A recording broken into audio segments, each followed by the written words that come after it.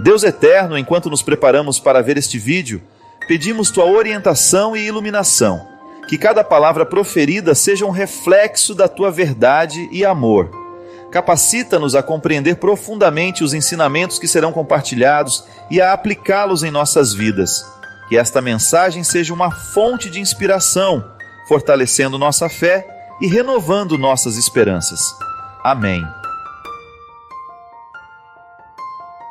O passado não passa quando a gente fecha a porta para que ele não vá embora, né? Toda vez que nós insistimos em martirizar dentro de nós uma experiência negativa, ela não vai passar.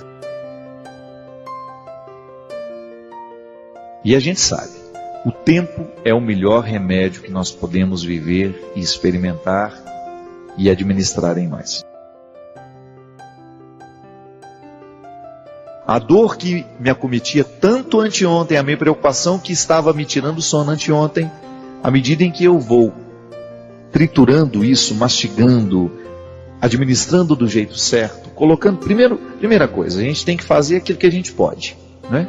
Se tem alguma coisa me preocupando, a primeira coisa, o que eu posso fazer para diminuir essa preocupação? Existe alguma coisa de concreto que eu possa fazer? Então, tá, você tem uma dor, uma traição. Você já foi lá no traidor devolver o lixo dele? Será que você tem alguma coisa engasgada? Qualquer coisa que você precisa resolver dentro do seu coração, jogar fora, através de palavras, um choro, sei lá? Alguma atitude sua que possa diminuir essa sensação de desconforto? A gente precisa fazer. É a mesma coisa a preocupação. Quando algo me preocupa e eu descubro naquela preocupação o que eu posso fazer para diminuir o efeito dessa preocupação na minha vida, e faço, então eu começo a resolver, abrir as portas para que esse passado comece a passar, não é? Porque senão nós vamos represar a experiência que não valeu a pena, nós vamos segurar dentro de nós o evento, o acontecimento que nos machucou, que nos lesou, e aí a gente vai viver um processo contínuo de lesões e de machucados, porque a lembrança, o rancor, o ressentimento, eles só provocam novas feridas dentro de nós. Eu nunca vi alguém ficar curado guardando ressentimento. O que é o ressentimento? Ressentir é sentir várias vezes. É como se você pegasse uma gilete e ficasse passando ela em cima do mesmo lugar da pele. Nunca vai cicatrizar. E o corte vai ficando pior. Porque você vai lesando a pele, vai lesando. Você vai perdendo a oportunidade de viver a cicatrização. Não é assim? Você já observou que quando começa a cicatrizar, dá uma coceirinha? Não é assim? A cicatrização provoca uma sensação de coceira, né? Dentro de nós é a mesma coisa. Pode observar, existem muitas situações afetivas que às vezes nós estamos começando a nos recuperar dela. Aí você tem aquela sensação, de vez em quando, de querer retomar, são as coceirinhas da cura. Segura isso daí. Consiga manter sob controle os seus ódios. Consiga manter sob controle os seus ressentimentos. Consiga manter sob controle as suas carências. E aí você começa a viver o processo da libertação das consequências negativas que aquele fato lhe provocou. É a vida. Todo mundo é machucado. Eu não tenho como criar uma redoma para mim, você não tem como criar uma para você. Então, de vez em quando, as pessoas vão nos ferir com as palavras, as pessoas vão nos ferir com as atitudes.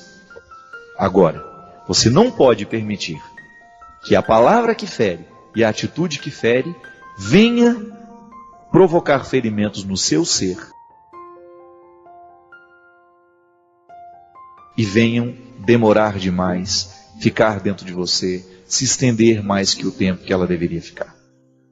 Atingir o seu ser, foi no profundo da sua vida, foi no profundo do seu coração, já começa a dar um jeito de cicatrizar isso. Porque a partir do momento que você tem uma ferida no ser, você corre o risco de infeccionar tudo.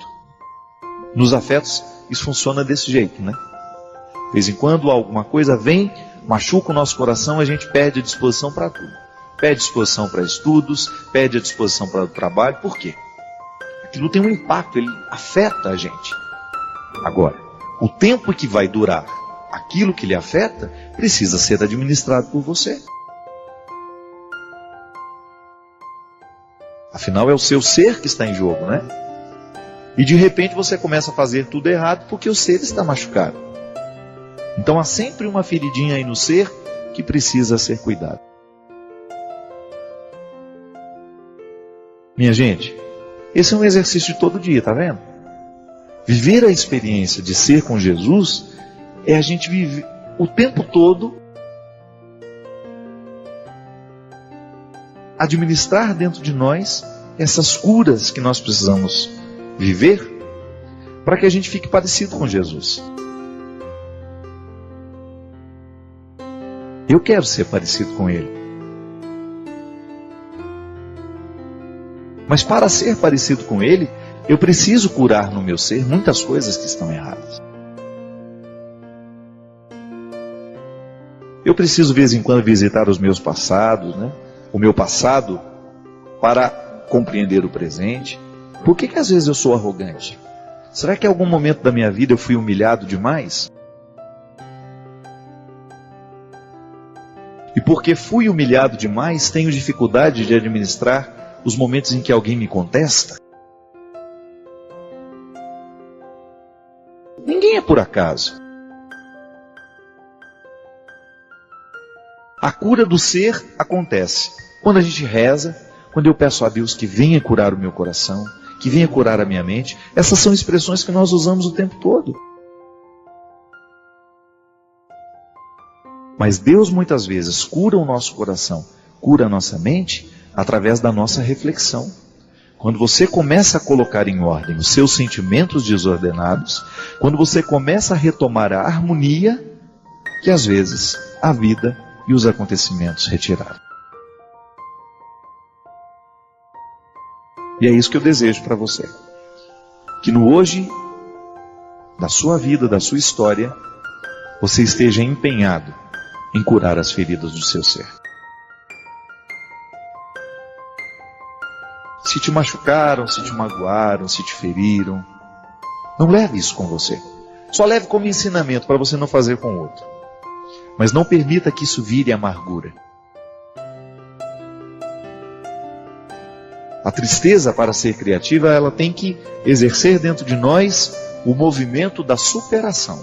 Então, porque eu estou triste, porque eu estou magoado, chateado, eu observo aquele momento, eu vivo aquele momento como um propósito de superá-lo.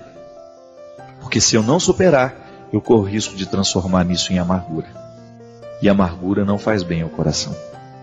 Coração amargurado não consegue perceber a vida. Coração amargurado fica focado nas mesmas coisas. Quando a gente foca nas mesmas coisas, quando a gente não amplia o nosso olhar, a gente corre o risco de infelicitar a nossa experiência de vida.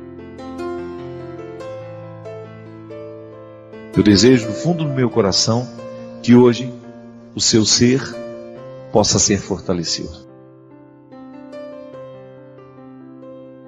Com o programa de hoje, de repente você descobriu que você está sendo objetificado por alguém, que você está vivendo a relação humana, os relacionamentos não estão respeitando aquilo que você é. É momento de gritar essa independência aí, né? Porque Deus te quer livre, tendo condições de mergulhar cada vez mais nos mistérios do ser.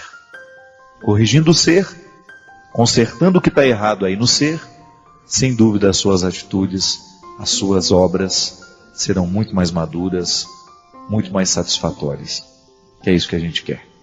Ter um coração puro para que a nossa atitude possa ser apenas um reflexo de um gesto que nem começou. O gesto, ele antes de acontecer, ele me move. É um movimento que o outro não vê, mas que me leva a ir adiante, que me traz coerência, que me configura ao Cristo. Antes do meu gesto de amor, existe em mim um coração que ama. E isso precisa ser cuidado o tempo todo. Porque se aqui dentro o coração ficar fragilizado demais, ficar machucado demais, a gente corre o risco de transformá-lo num território infértil. Aí a atitude não vai adiantar nada. Porque quando a gente realiza um gesto de amor, não é só o outro que é beneficiado, mas eu também sou. Porque o amor, assim como faz bem a quem recebe, ele faz muito bem também a quem oferece. O que às vezes a gente encontra, minha gente, que nós vamos vivendo de um jeito tão errado, que muitas vezes nós não vamos sabendo nem mais por que a gente agiu daquele jeito ou de outro. A falta de autoconhecimento é uma coisa muito triste, porque quando a gente não se conhece, a gente também não se corrige. Se você tem uma dificuldade de autoconhecer-se, você também vai ter uma dificuldade de se corrigir naquilo que você precisa. Porque como é que você vai identificar o defeito se você não conhece? Se você passa por cima deles o tempo todo e você não coloca a atenção no defeito que tem. O autoconhecimento, ele nos equilibra, ele nos mostra o que a gente é e ele vai também nos dando um instrumental para a gente poder começar a lidar com a gente mesmo. Muitas vezes a sua dificuldade de lidar com os outros, de conviver com os outros, é porque você ainda não aprendeu a conviver com você. Todos nós temos regras. O ser humano tem um estatuto interior. Se você não leu esse estatuto, você não vai saber manusear você mesmo. Você não vai saber lidar com você. Muitas vezes nós não sabemos lidar com a gente porque a gente não lê o manual de instrução. E como é que a gente lê esse manual de instrução? Que somos nós. No momento em que você tira um espaço para a autopercepção, você pensar tudo aquilo que foi relevante no seu dia, o encontro com aquela pessoa, a conversa que você teve com ela, a decisão que você tomou, como é que você reagiu a uma crítica, como é que você reagiu àquela piada que te chateou, enfim. Tudo isso que você examina antes de dormir é um jeito que você tem de se autoconhecer. É um jeito que você tem de acender luzes sobre a sua vida. De você começar a descobrir, será que hoje eu fui o ser humano que eu poderia ter sido? Eu tenho muito medo de não ser o ser humano que eu posso. Eu tenho muitos defeitos e eu sei quais são eles, eu sei quais são os piores. Qual que é o meu esforço todos os dias? Não deixar que os meus maiores defeitos prevaleçam sobre as minhas pobres qualidades. Porque as minhas qualidades são muito pobres perto dos meus defeitos. Mas onde é que está o meu autoconhecimento? Em não deixar que os meus defeitos falem mais alto que as minhas qualidades. Como é que eu vou viver para fazer com que esses defeitos não sejam prevalentes? Que eles não prevaleçam sobre as minhas qualidades? No momento em que eu vou fazer o meu exame de consciência, a minha autoanálise, enfim, dê o nome que você quiser. Se eu percebi que hoje eu fui agressivo demais, se hoje eu fui mal educado, eu vou colocar a minha atenção para que amanhã, quando eu viver uma situação semelhante, eu não haja da mesma forma como agi hoje. Como é que você vai neutralizar a sua raiva? Meu Deus, Padre, eu não posso nem olhar para a cara daquela criatura. Eu também tenho gente assim. Nunca me fez nada. Mas eu olho para aquela criatura e eu tenho um mal-estar. O que eu vou fazer? Vou fingir que não sinto? Não, só que eu vou assumir isso para mim e vou fazer um exercício. Já que ela me provoca mal-estar, eu não vou permitir que esse mal-estar prevaleça. Então eu vou fazer o meu esforço para chegar próximo, para ver que ela não é esse bicho de 7 cabeças que eu acho que ela é. Vou começar a tratá-la com simplicidade, com espontaneidade, e assim aquele bicho de 7 cabeças que eu acho que é o outro vai por terra. Aí você leu o seu manual de instruções e o mais bonito, aprendeu a lidar com aquela aversão que você tinha com a pessoa. Gente, ter aversão pelas pessoas não é problema, isso é natural. Cada vez que nós nos encontramos com uma pessoa, nós construímos uma terceira. Essa terceira pessoa chama-se nós. É um eu que se encontra com o tu e gera uma terceira pessoa. O que faz a gente gostar do outro é o nós que a gente cria cada vez que a gente se encontra com ela. É o que derrama de mim e o que derrama dela, formando essa terceira pessoa. Por isso que tem gente que é tão agradável você ficar do lado dela. É porque, na verdade, você derrama com ela o que você tem de melhor. Isso chama-se simpatia. A empatia é essa facilidade que a gente tem de querer o outro perto. Eu olho e gosto do que o outro me desperta no momento que ele me olha também. Quando eu tenho uma antipatia, isso é, não tenho a empatia, mas tenho o contrário, que é uma aversão, uma resistência, o que na verdade está acontecendo é que eu não estou gostando do nó que foi feito.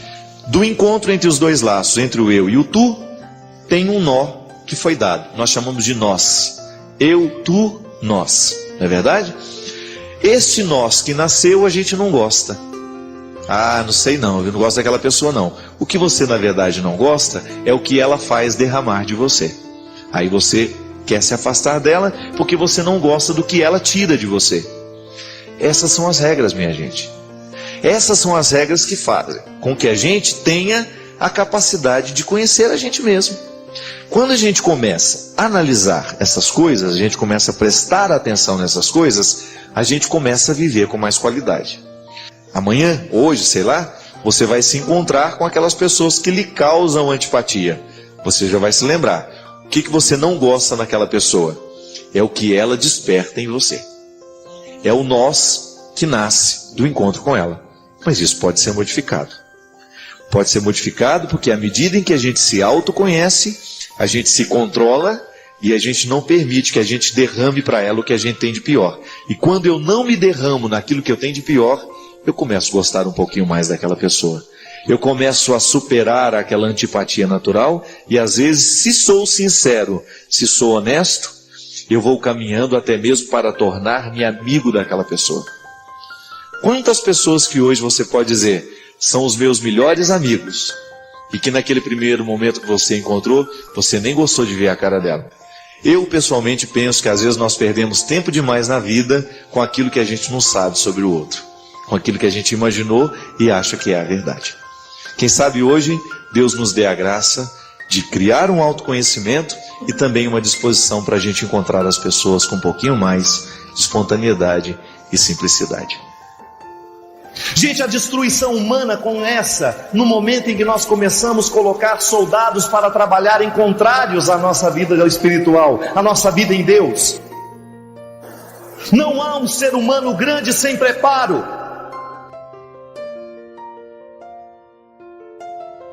Nenhum ser humano pode ser capaz de dizer não àquilo que destrói, se ele não for grande, se ele não for preparado. Chega dessa ilusão de que nós poderemos chegar a algum lugar sem sacrifício, sem luta. É preparo, é dia a dia. Eu tenho experimentado, minha gente, volto a dizer para vocês, eu tenho enfrentado o tempo todo os bastidores da humanidade. Eu vejo os bastidores. E o grande malefício que nós encontramos, o mundo a nos fragilizar, para que a gente se enfraqueça, para que a gente não possa, para que a gente não permaneça de pé. É lamentável. Você sofre o tempo todo, bate na porta da sua casa o tempo todo, as forças que lhe enfraquecem, as forças que retiram a sua vitalidade, e elas são sedutoras. Elas são muito sedutoras. É impressionante como nos dias de hoje o processo cultural e social enfraquece o ser humano, fragiliza ainda mais este ser humano, porque quer reduzi-lo a uma espécie de não posso, não sei decidir. Para estar em Deus é preciso viver o exercício da vontade. Fortalecer a nossa vontade é o específico da graça o tempo todo. A graça de Deus fortalece a nossa vontade para que a gente seja capaz de dizer não ou de dizer sim. E aí entra justamente o diabólico do mundo, minando as nossas forças, impedindo-nos de dizer o sim na hora que a gente tem que dizer sim, o não na hora que a gente tem que dizer não. Na experiência que nós tivemos do navio, uma mulher me comoveu muito ali, com cara de mãe, colo de mãe. E na hora que eu cumprimentava as pessoas, ela me abraçou e disse assim: Padre, reza para que Deus me liberte do meu alcoolismo. Levei um choque, minha gente. Como eu dizia para vocês, ela tinha cara de mãe.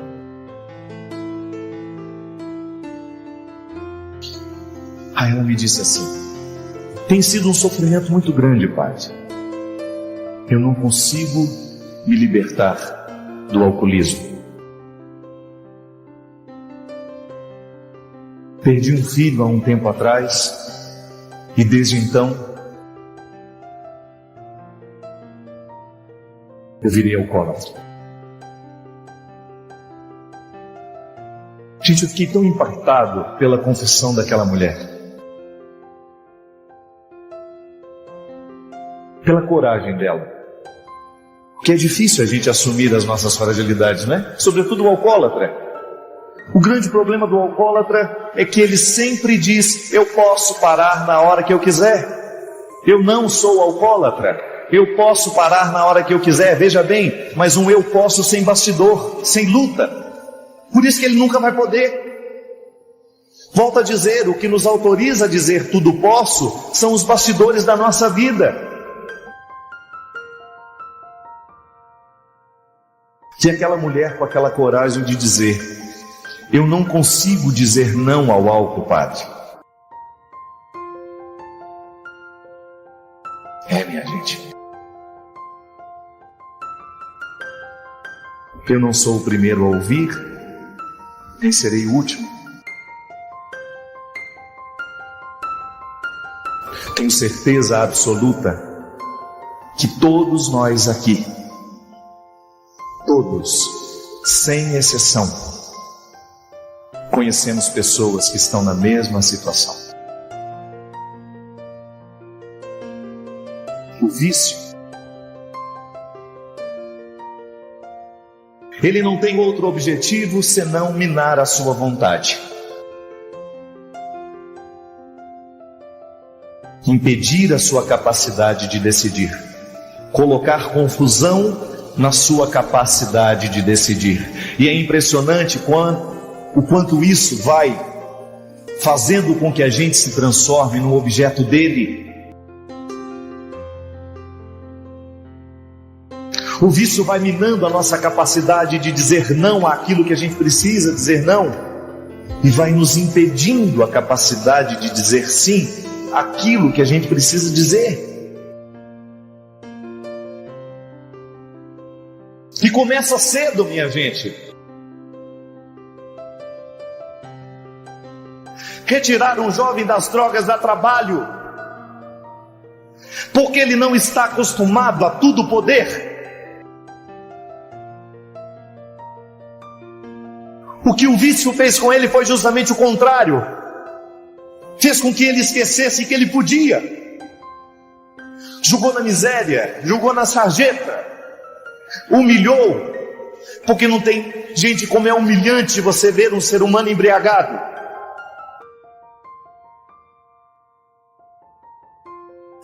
É isso que faz o vício com a gente. Ele nos humilha, pode observar. Será que aquela juventude tão bonita, mas humilhada, não percebe que alguma coisa está errada na sua escolha?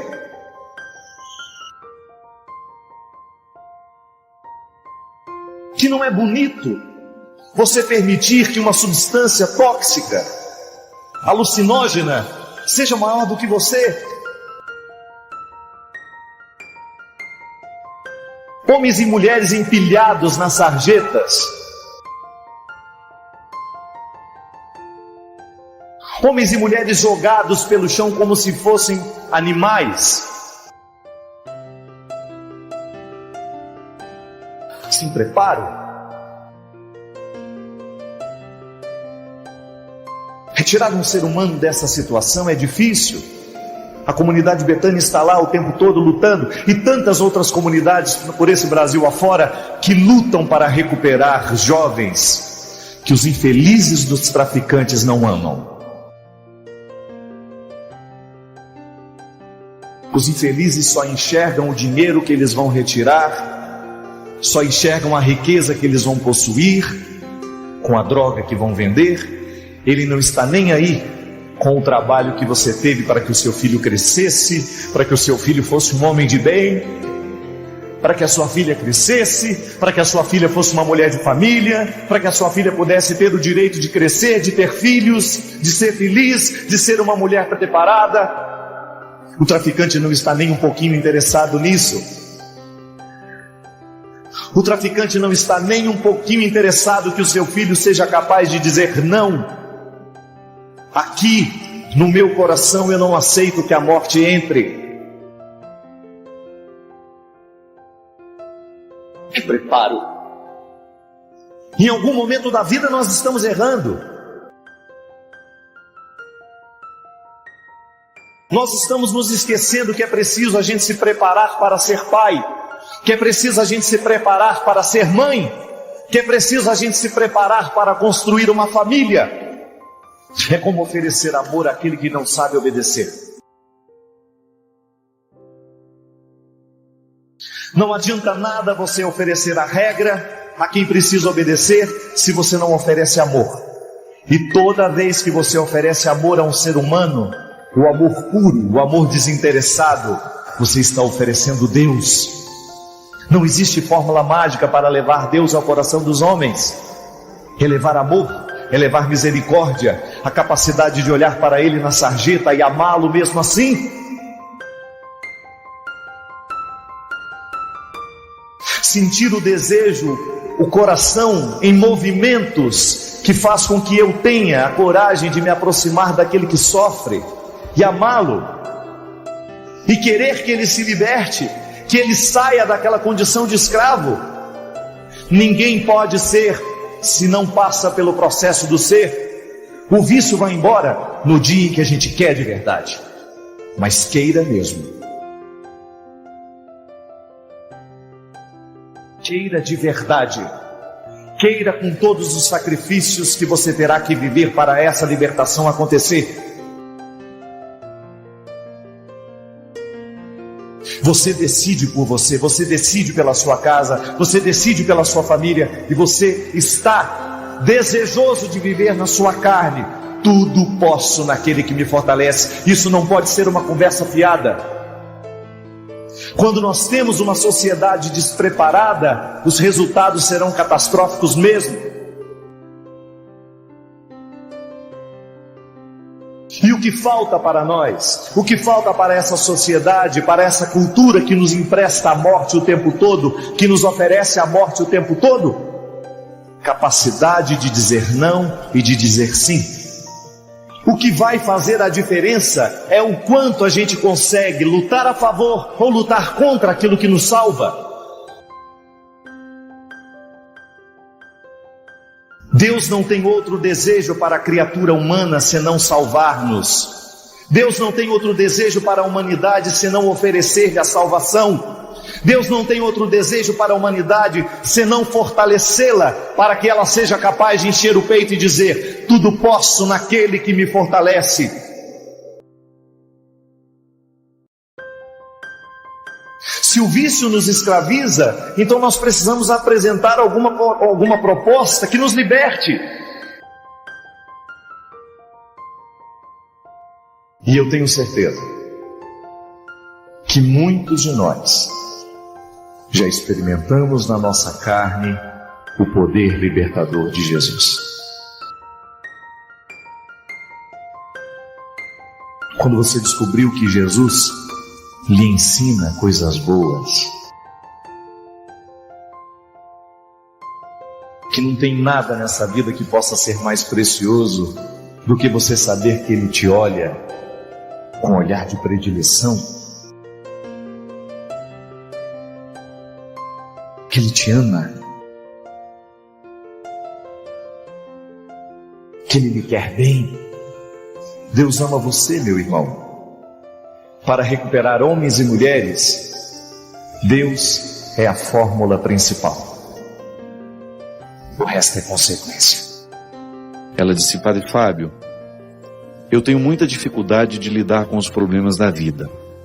Muitas vezes eu os encaro como prejuízo e fico muito distante dessa perspectiva que vocês sempre apontam, que ele pode ser favorável ao meu crescimento. Sempre que sou emparedada pelo sofrimento, não me vem outra coisa senão a ideia de estar vivendo um prejuízo. Muitas pessoas certamente vivem o mesmo conflito com você. Eu, particularmente, também tenho isso.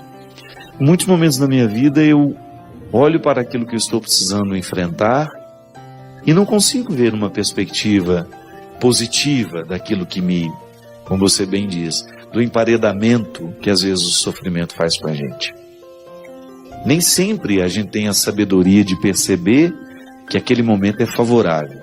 Às vezes é só o tempo que vai nos revelando isso. Agora, a gente precisa ter naquela hora uma serenidade, uma postura, pelo menos, que possa favorecer o florescimento deste aprendizado.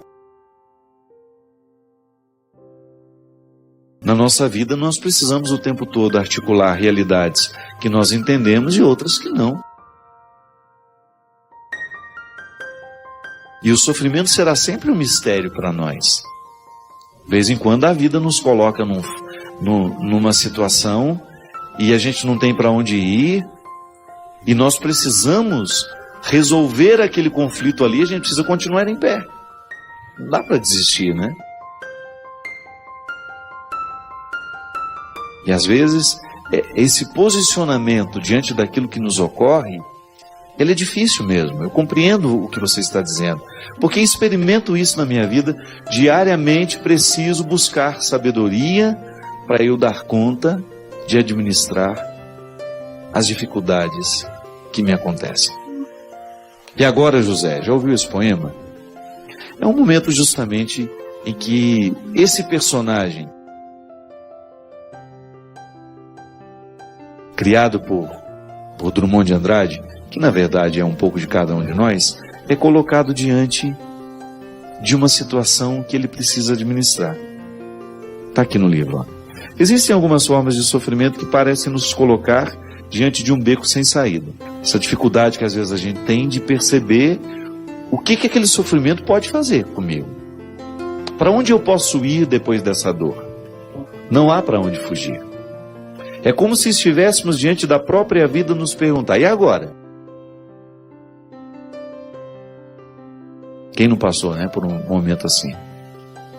Que você só tem essa pergunta: e agora? O que eu faço com tudo isso? De vez em quando, o sofrimento faz isso com a gente. Você fica como que paralisado diante dos fatos. Digamos que você está passando pela perda de alguém. Aquela morte, num primeiro momento, nos paralisa. E a vida faz essa pergunta: e agora? Como é que você vai continuar sem ele? Como é que você vai administrar a vida sem ele?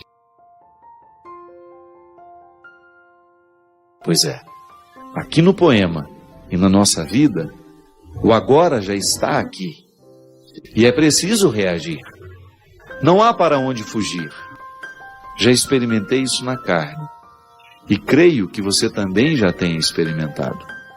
Por vezes a dor nos coloca em caminhos estreitos. Ela nos tira as ilusões, porque é crua como a carne que nos prende aos ossos. Por isso pode nos fazer crescer quando administrado do jeito certo. Nas histórias das mães que perderam filhos, diante de agoras semelhantes, as reações podem ser muito diferentes. Minha mãe também sofreu o golpe. Viveu o inferno de ter que sepultar uma filha alterando assim a ordem natural da vida, cuja regra deveria ser os pais jamais sepultarem os filhos. E diante de um fato tão cruel, a pergunta da vida foi feita à minha mãe. A pergunta da vida foi feita a muitas mulheres e a muitas pessoas que perderam seus entes queridos. Que às vezes é assim, minha gente. Na hora do sofrimento nós queremos fugir dele. Mas se a gente observa o movimento com sabedoria, não há outro lugar senão estar nele mesmo. É a melhor maneira de curá-lo. É a melhor maneira que você tem de enfrentar o sofrimento, é percebendo-o em toda a sua totalidade.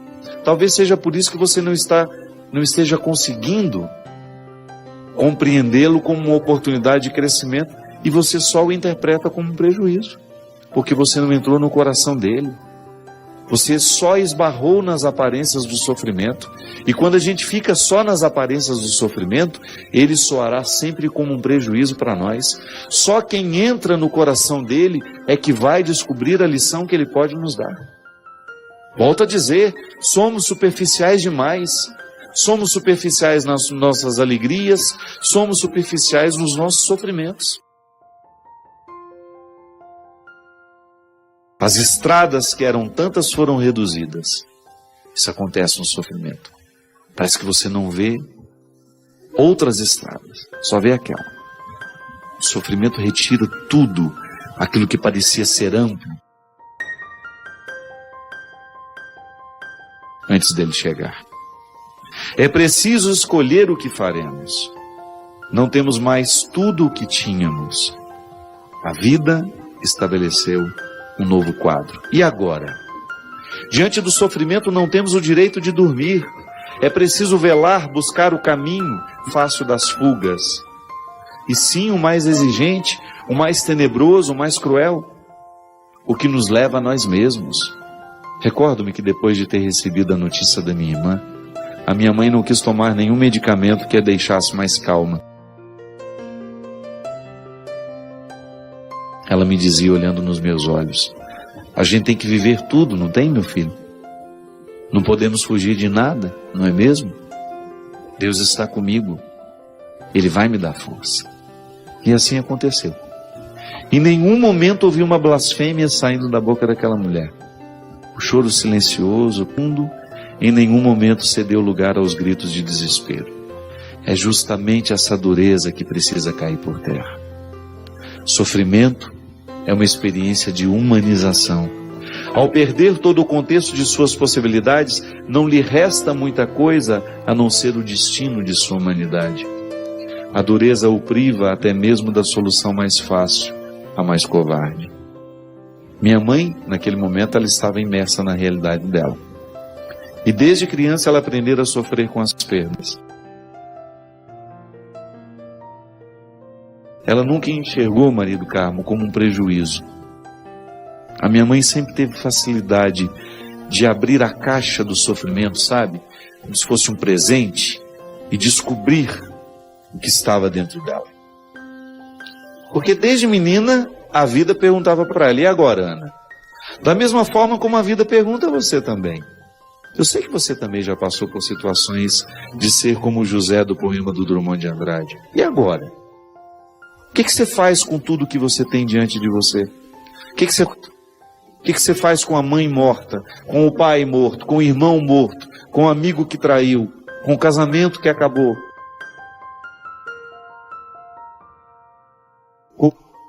Com o desemprego que chegou? O que você faz com a tristeza que lhe ocorre? A vida lhe pergunta, e agora? Como é que você vai encaminhar a sua vida depois dos acontecimentos trágicos? Vai querer uma solução? Vai querer descobrir o que isso pode lhe dizer, o que isso pode lhe ensinar? Ou você vai permitir que a amargura venha derramar o seu manto sobre você? Porque é assim, quando nós não temos a coragem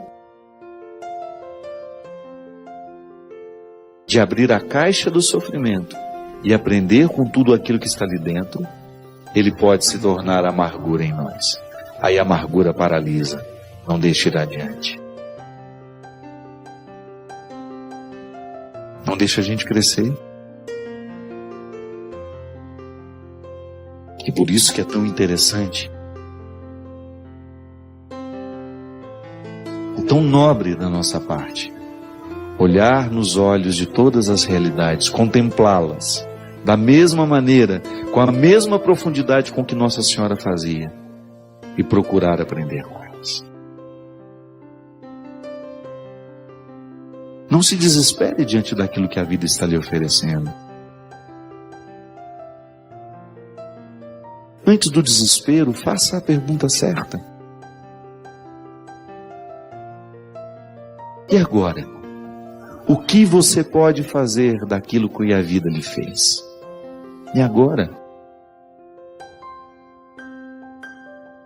O que você pode aprender com essa traição? O que você pode aprender com essa morte? Ah, padre, é tão difícil, eu sei. Não é fácil para ninguém. Mas você pode ter certeza que todas as pessoas, as mais interessantes que eu encontrei na minha vida, elas souberam lidar bem com a pergunta da vida. E agora? Elas não se entregaram. Elas não permitiram que o rancor, que a amargura viesse depositar o seu manto sobre elas. Elas quiseram aprender. Às vezes a gente só precisa fazer esse movimento. Ter coragem de escutar o que o sofrimento está tentando nos dizer. Antes do desespero, antes de achar que não tem solução, ouse perguntar ao seu sofrimento o que ele pode lhe trazer de bom.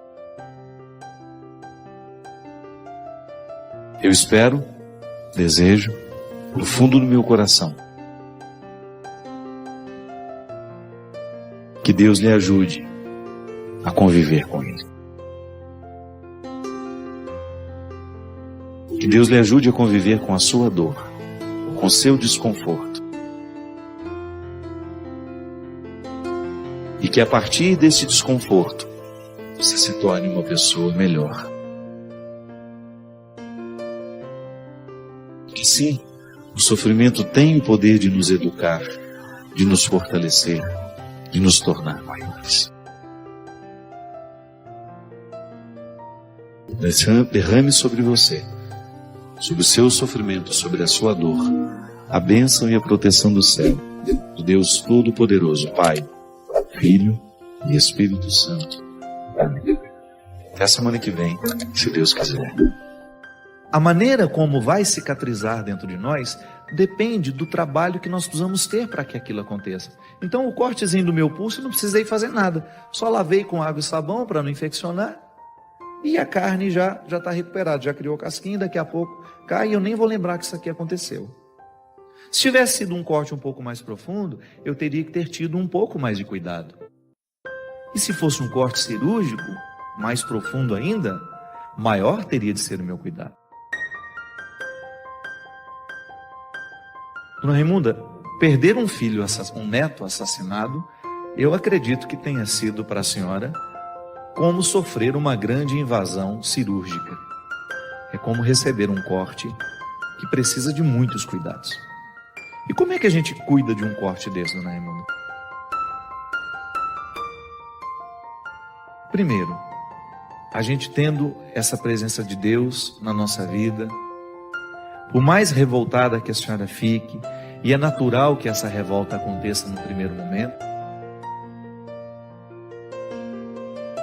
mas o simples fato da senhora colocar-se diante de Deus, sabe, sem dizer nada.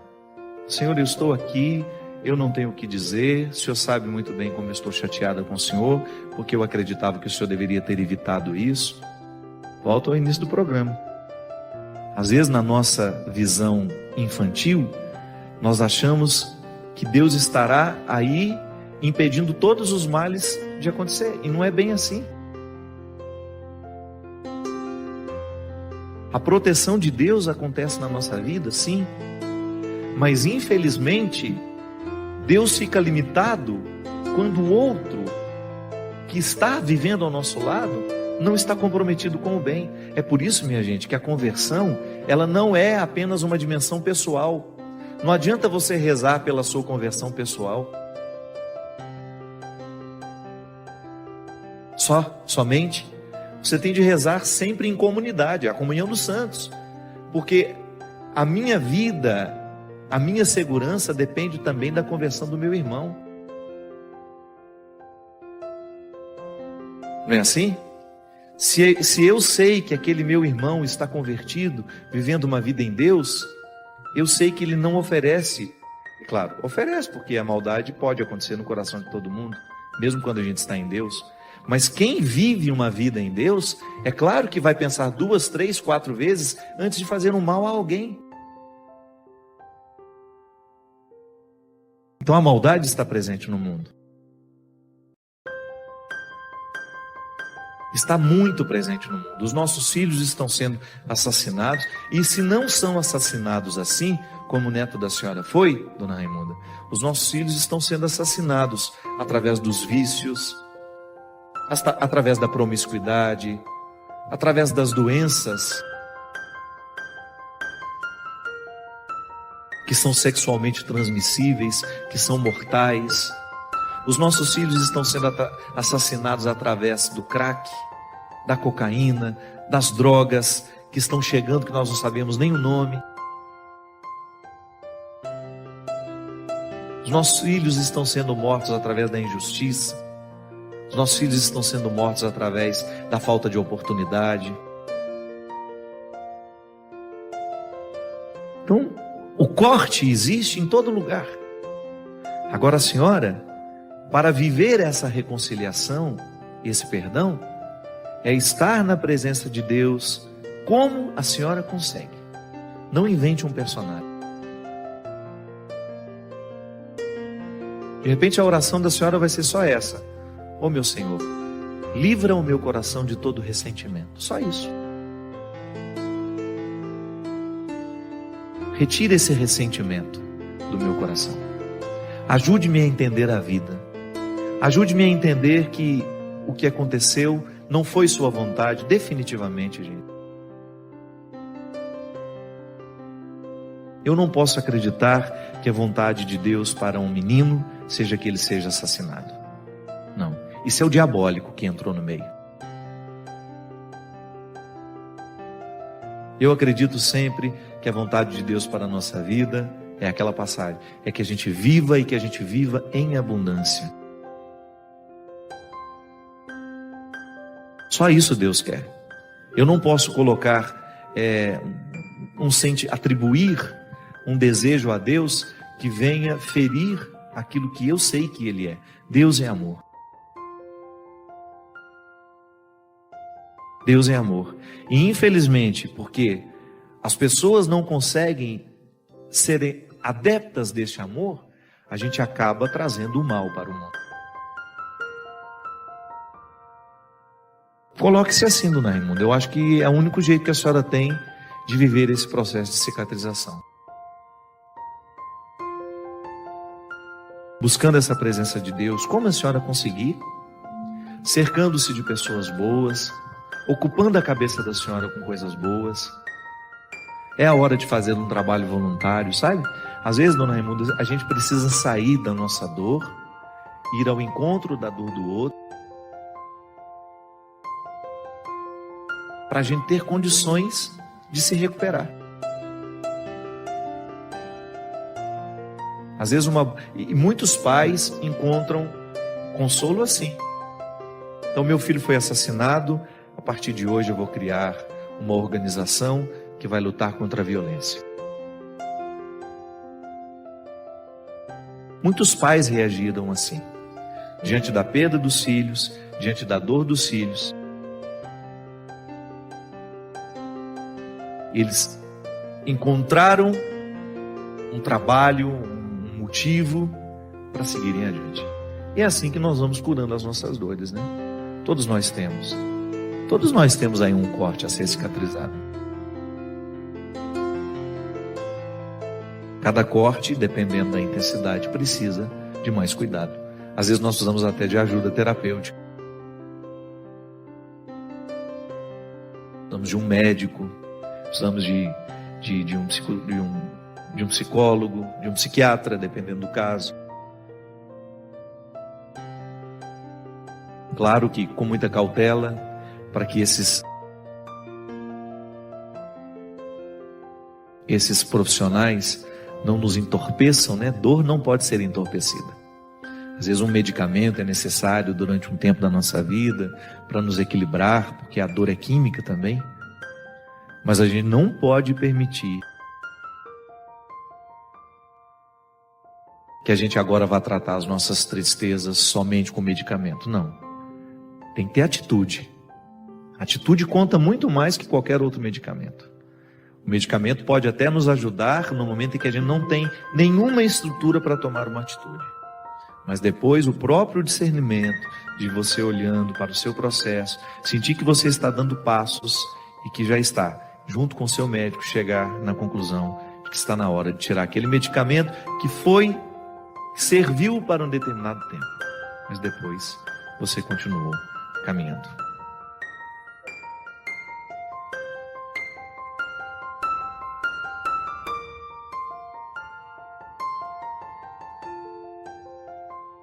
Obrigado por se juntar a esta comunidade de aprendizado. Nos deixe saber suas ideias nos comentários. Inscreva-se para continuarmos nossa jornada juntos e convide outros a embarcarem nesta jornada.